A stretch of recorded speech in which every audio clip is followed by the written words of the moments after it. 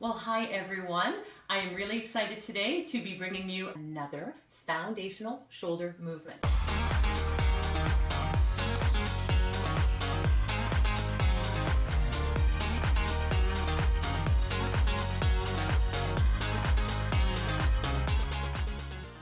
So I want to just refresh on the foundational movements. These are especially important for breast cancer patients and especially important after surgery. When you have pain and tightness, when you have range of motion that's not fantastic, when you're finding it really difficult to get back to the activities that you love to do and also the activities that you need to do, these foundational movements are key with your rehabilitation. So today I want to take a look at shoulder rotation. And actually this is two different movements. One is shoulder external rotation. The other is shoulder internal rotation. Shoulder external rotation are for things that move you away from the body, and the internal rotation are things that are rotating that shoulder in towards the body. We're going to share the screen and define exactly how you should be doing these movements.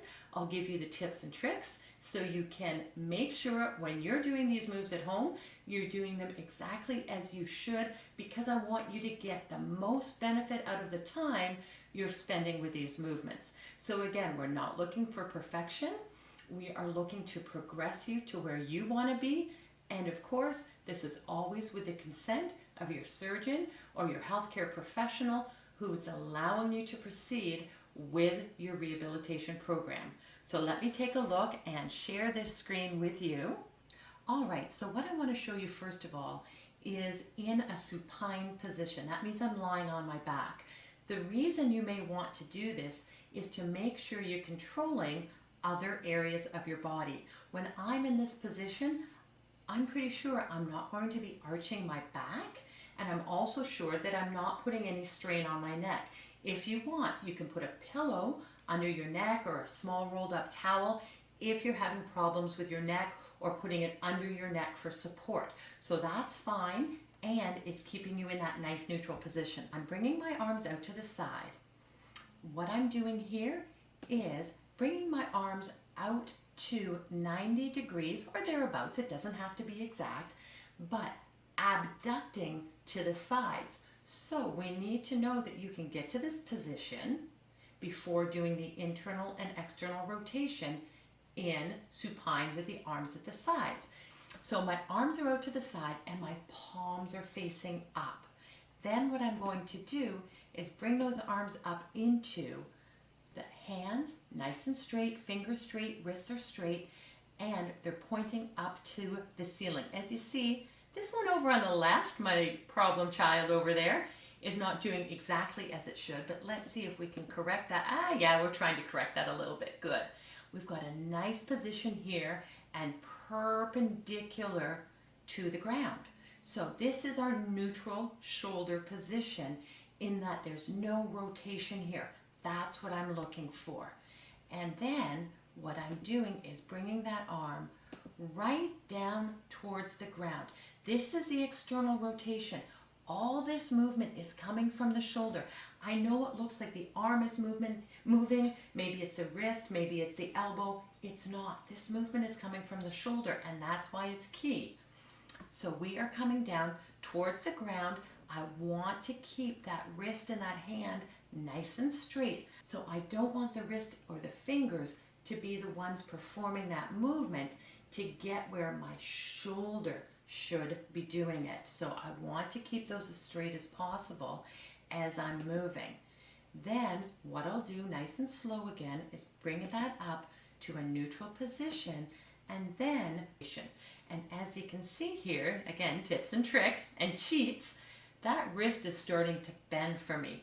I'm reaching for the ground there, and I've used that wrist to have my fingers touch the ground. So I know that, number one, I am using a modification in my movements to get to more of that position. And again, that's fine if that's all the internal rotation I have. if that's all the internal rotation I need, but I want to be aware of where my cheats come in. So this definitely is a little cheat to say I'm touching the ground. You just need to be aware of it. That's fine.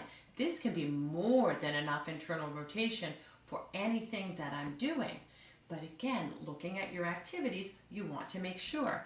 And I'm going to back this up just a little bit because I want to show you how, nice and slowly, this movement is coming in that shoulder. That's what's moving here. Although we see the arm moving, the shoulder here is performing all of that movement.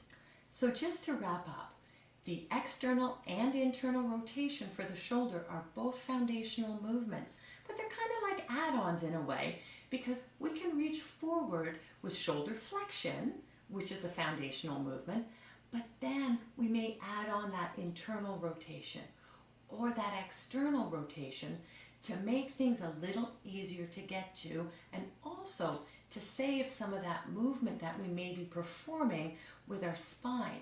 We don't want to increase risk of injury in other areas by having decreased movement in our shoulders. So I want you to be sure of what may be causing tightness and pain so you know exactly what to work on in your exercise program. What I'd love for you to do is stay tuned and subscribe to my channel so you can see the upcoming Monday Moves with Marian. You'll have more activities that you can add to your rehab program. And as always, please make sure that you have consent from your surgeon or your healthcare practitioner before doing any activities here or elsewhere. I want to make sure you stay safe. Have an awesome day. See you soon.